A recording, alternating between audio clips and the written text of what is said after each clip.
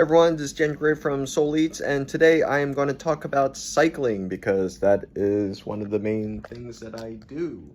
I've got a whole bunch of cycle gear now, and yeah, I just something that I like to do. Maybe it's a midlife crisis, I have no idea, but it is what it is. But anyway, so I'm gonna talk about my ride through Busan.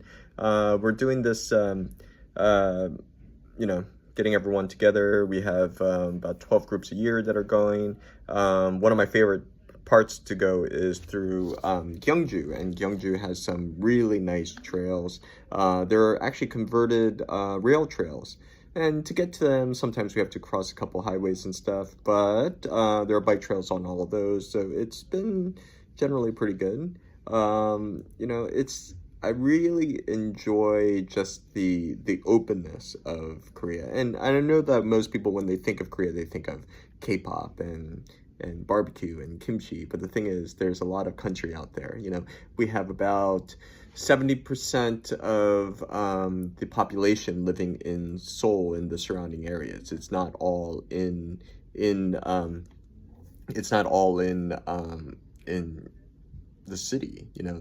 There's a lot of country out there. It's just that most of the population wants to live in Seoul. So Koreans have this complex, almost in a sense that it's a bit of an inferiority complex or something. Like, if you make it to Seoul, you've made it. If you go to university in Seoul, that means that you've gone to a good university. Now, if you've also got an apartment in Seoul, then you have made that as well.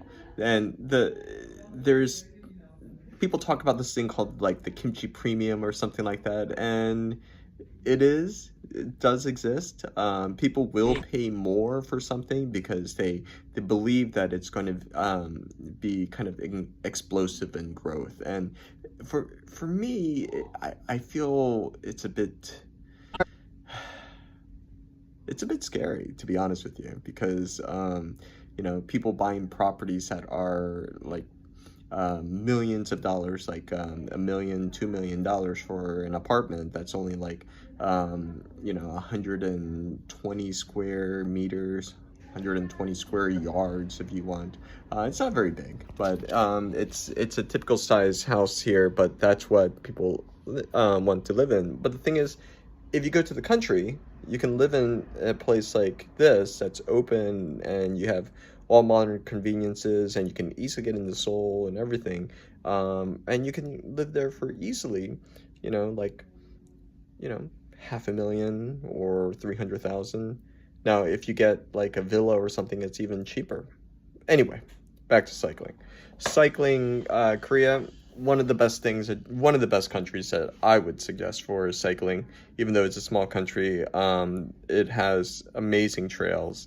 I love seeing everything. I love doing everything. And yeah, it's something that I recommend that you do. All right. Again, this is Daniel Gray from Seouleats, and just talking a bit about my ride. All right. Bye.